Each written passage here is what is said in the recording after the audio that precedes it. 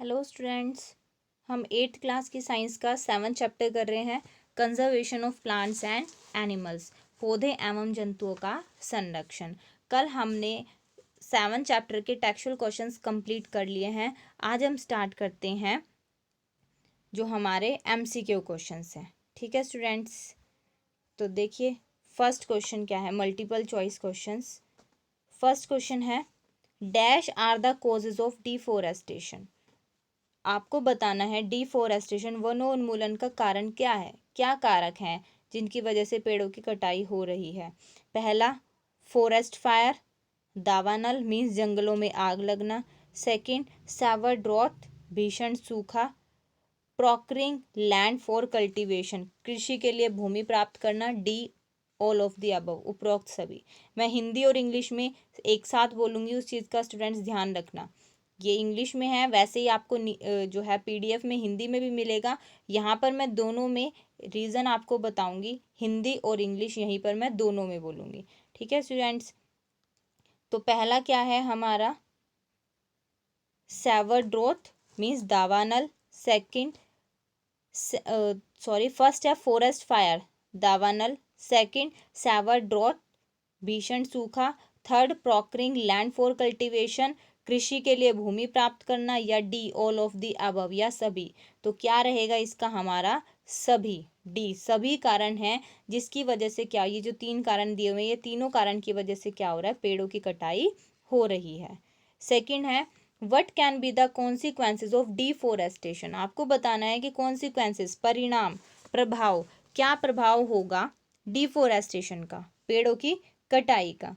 पेड़ों की कटाई का क्या प्रभाव होगा, वनोन्मूलन के क्या प्रभाव हो सकते हैं। पहला, फ्लड्स बाढ़। Second, destruction of wild life वन्य प्राणी जीवन का नष्ट होना। सी, ड्रॉथ सूखा। या D, all of the above. Deforestation के क्या क्या परिणाम होंगे। पहला, फ्लड्स बाढ़ आएंगी। Second, destruction of wild life, wild life means वन्य प्राणी जीवन का नष्ट हो जाएगा। ड्रॉथ सूखा। या ऑल ऑफ द अबव। तो क्या रहेगा यहाँ पर, ऑल ऑफ द अबव सभी। थर्ड है, areas where animals are protected from any disturbance to them and their habitat are called. वापस पढ़ रही हूँ, areas where animals are protected from any disturbance to them. ऐसा एरिया बताना है, ऐसा क्षेत्र बताना है जहाँ पर जंतुओं को जो है क्या किया जाता है, किसी भी प्रकार के डिस्टर्बेंस से, किसी भी प्रकार की परेशानी से, किसी भी प्रकार के विक्षोभ से सुरक्षित रखा जाता है उनके एंड देयर हैबिटेट, और उनके आवास को। आपको वो क्षेत्र बताना है, वो क्षेत्र कौन सा होता है जहाँ पर जानवरों को किसी भी प्रकार की डिस्टर्बेंस, परेशानी, विक्षोभ से और उनके आवास को बचाया जाता है। तो ऐसे स्थान को, ऐसे एरिया को हम क्या कहते हैं, नेशनल पार्क कहेंगे, राष्ट्रीय उद्यान कहेंगे, बायोस्फीयर रिजर्व जैवमंडल आरक्षित क्षेत्र कहेंगे, सेंचुरी अभ्यारण्य कहेंगे, या नन ऑफ दी अबव उपरोक्त में से कोई नहीं, या इनमें से कोई नहीं। तो ऐसी जगह जहाँ पर जानवरों के, एक ऐसा क्षेत्र जहाँ जंतु एवं उनके आवास किसी भी प्रकार के विक्षोभ से सुरक्षित रहते हैं, तो उसे हम क्या कहते हैं, सेंचुरी कहते हैं, अभ्यारण्य कहते हैं। ओके स्टूडेंट्स, नेक्स्ट है हमारा fourth question, name the book which keeps a record of all the endangered species. आपको ऐसी बुक बतानी है जो सारे के सारे एंडेंजर्ड स्पीसीज का क्या रखती है, रिकॉर्ड रखती है। ब्लू डाटा बुक, नीली डाटा पुस्तक, रेड डाटा बुक, लाल डाटा पुस्तक, येलो डाटा बुक, पीली डाटा पुस्तक, या ग्रीन डाटा बुक, हरी डाटा पुस्तक। तो पूरे चैप्टर में हमने पढ़ा ऐसी कौन सी बुक थी, रेड डाटा बुक। तो आंसर क्या रहेगा हमारा, बी। फिफ्थ है, why do animals usually migrate. जो एनिमल्स हैं वो माइग्रेशन क्यों करते हैं, वो एक जगह से दूसरी जगह पर क्यों जाते हैं। वैसे हमने लेसन के अंदर पढ़ा था कि वो माइग्रेशन करते हैं क्लाइमेट चेंज की वजह से, लेकिन यहाँ पर ऑप्शन में नहीं है। यहाँ पर क्या है, फर्स्ट फॉर न्यूट्रिशन पोषण के लिए, सेकंड फॉर रेस्पिरेशन श्वसन के लिए, फॉर एक्सक्रीशन उत्सर्जन के लिए, या डी फोर्थ रिप्रोडक्शन। तो वो किस लिए जाते हैं, रिप्रोडक्शन मीन्स प्रजनन हेतु। प्रजनन हेतु मतलब अपने ही जैसे यंग वंस को प्रोड्यूस करने के लिए वो क्या करते हैं, अपनी जगह चेंज करते हैं, क्योंकि जो क्लाइमेट वहाँ पर हो जाता है वो क्लाइमेट कुछ पक्षियों के लिए या कुछ जानवरों के लिए जो है सुटेबल नहीं होता, उस क्लाइमेट के अंदर वो रिप्रोडक्शन नहीं कर सकते, तो वो क्या करते हैं, रिप्रोडक्शन की वजह से एक जगह से दूसरी जगह पर चले जाते हैं। ठीक है। 6th क्वेश्चन है the area which preserve flora and fauna. क्या होते थे फ्लोरा एंड फोना? फ्लोरा क्या होता था, एक पर्टिकुलर क्षेत्र में पाए जाने वाले पेड़ पौधे जिसको हम वनस्पति जात कहते थे। फोना क्या होता है, एक पर्टिकुलर क्षेत्र में पाए जाने वाले जीव जंतु जिसको हम प्राणी जात कहते हैं। ठीक है। तो the area which preserve flora fauna landscape and historical object of an area is called. हमें बताना है, तो क्या बताना है हमें, द एरिया विच प्रिजर्व, वो क्षेत्र जहाँ पर क्या होता है, प्रिजर्व किया जाता है, संरक्षित रखा जाता है। फ्लोरा जो वनस्पति है, जो पेड़ पौधे हैं उनको, फोना प्राणियों को, जो प्राणी हैं एनिमल्स हैं, लैंडस्केप, लैंडस्केप क्या हो जाएगा, जैसे प्रकृति नेचुरल चीज़ों को, एंड हिस्टोरिकल ऑब्जेक्ट, और जो ऐतिहासिक चीज़ें हैं हमारी उनको संरक्षित, प्रिजर्व संरक्षित रखा जाता है। किस क्षेत्र के अंदर, कहाँ पे रखा जाता है, प्राणी को और वनस्पति को, प्राणियों को, और जो हमारी प्राकृतिक चीज़ें हैं उनको, और हिस्टोरिकल ऐतिहासिक चीज़ों को कहाँ पर रखा जाता है, नेचुरल पार्क राष्ट्रीय उद्यान में, सेंचुरीज अभ्यारण्य में, इकोसिस्टम पारितंत्र में, और बायोस्फीयर रिजर्व जैव मंडल आरक्षित क्षेत्र में। तो कहाँ रखा जाता है, नेशनल पार्क के अंदर इन सब को क्या रखा जाता है, संरक्षित रखा जाता है। 7th है when project tiger law was launched by the government. सरकार के द्वारा जो प्रोजेक्ट टाइगर कानून था वो कब लागू किया गया, कब लागू किया था? 5 अप्रैल 1973, 5 अप्रैल 1973 में, 1 अप्रैल 1973, 1 अप्रैल 1973 में, 12 अप्रैल 1973, 12 अप्रैल 1973 में, या फिर 14 अप्रैल 1973, 14 अप्रैल 1973 में। तो कब किया गया था?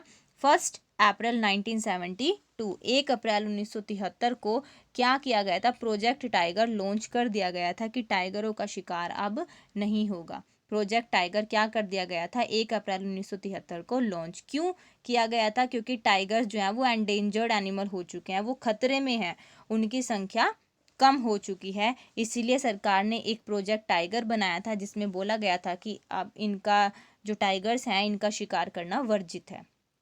ठीक है students. Next question number 8, which gas causes global warming. जो ग्लोबल वार्मिंग है, जो विश्व उष्णन है, ग्लोबल वार्मिंग क्या होता है, अर्थ का टेम्परेचर बढ़ना। जो अर्थ का टेम्परेचर बढ़ रहा है तो वो किस गैस की वजह से बढ़ रहा है? CO2 carbon dioxide, O2 oxygen, N2 nitrogen, H2 hydrogen. तो इसके लिए कौन सी गैस रिस्पॉन्सिबल है? CO2 carbon dioxide. Carbon dioxide किसके लिए रिस्पॉन्सिबल है? ग्रीन हाउस गैस के लिए भी रिस्पॉन्सिबल है, ग्रीन हाउस गैस के लिए रिस्पॉन्सिबल है। कौन सी है? Carbon dioxide. जो ग्रीन हाउस इफेक्ट होता है ना, तो जो ग्रीन हाउस गैस है उसको हम किसको बोलते हैं? कार्बन डाइऑक्साइड को। और जो ग्लोबल वार्मिंग होती है उसके लिए भी कौन रिस्पॉन्सिबल है? Carbon dioxide. 9th क्वेश्चन है in which state Corbett national park is situated. जो कॉर्बेट नेशनल पार्क है वो किस स्टेट में, किस राज्य में स्थित है? केरला केरल में, मध्य प्रदेश MP मध्य प्रदेश में, कर्नाटका कर्नाटक में, उत्तराखंड उत्तराखंड में। तो कहाँ पर स्थित है ये जो कॉर्बेट नेशनल पार्क है? ये नेशनल पार्क स्थित है कहाँ पर? उत्तराखंड में। कहाँ पर है? उत्तराखंड में। ठीक है students. Next question number 10, which animal are found in the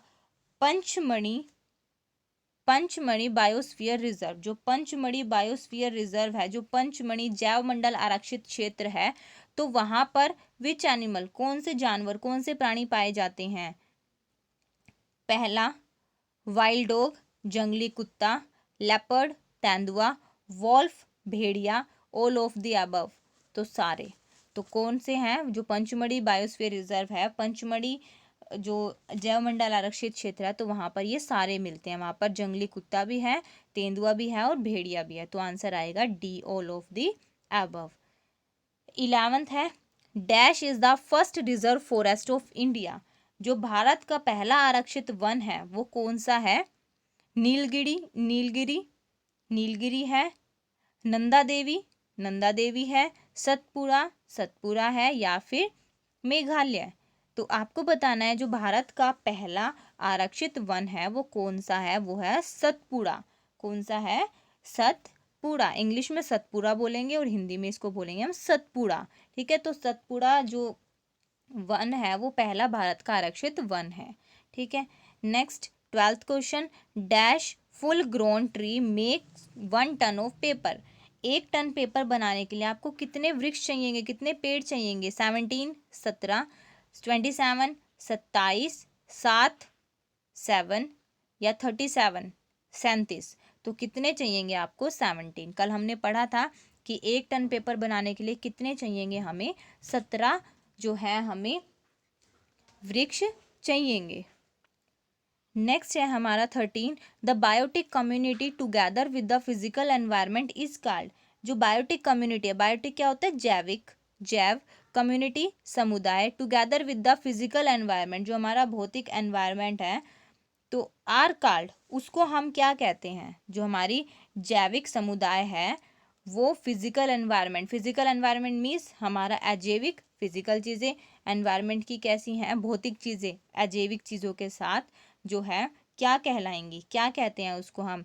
biosphere जैवमंडल, ecosystem पारितंत्र, population जनसंख्या, या कम्युनिटी समुदाय। तो उसको हम क्या कहेंगे? इकोसिस्टम, पारितंत्र। क्या कहेंगे उसको हम? पारितंत्र। 14th, in which state Kanha national park situated. जो कान्हा नेशनल पार्क है, कान्हा नेशनल पार्क कहाँ पर है? उत्तराखंड में, मध्य प्रदेश में, महाराष्ट्र में, या फिर केरला में। तो जो कान्हा नेशनल पार्क है वो कहाँ पर है? एमपी में, मध्य प्रदेश में। और कॉर्बेट नेशनल पार्क कहाँ पे था? उत्तराखंड में। Corbett national park Uttarakhand, Kanha national park Madhya Pradesh. आज का हमारा लास्ट क्वेश्चन है, the plants found in a particular area is called. एक पर्टिकुलर क्षेत्र में पाए जाने वाले जो प्लांट्स होते हैं उन्हें हम क्या कहते हैं? डेफिनेशन ही पूछी गई है यहाँ पर। तो प्लांट्स है तो क्या आएगा? फ्लोरा। अगर यहाँ पर एनिमल्स आ जाता, the animals found in a particular area, तो आंसर आ जाता फोना। ठीक है, तो the plants found in a particular area, answer क्या रहेगा? फ्लोरा।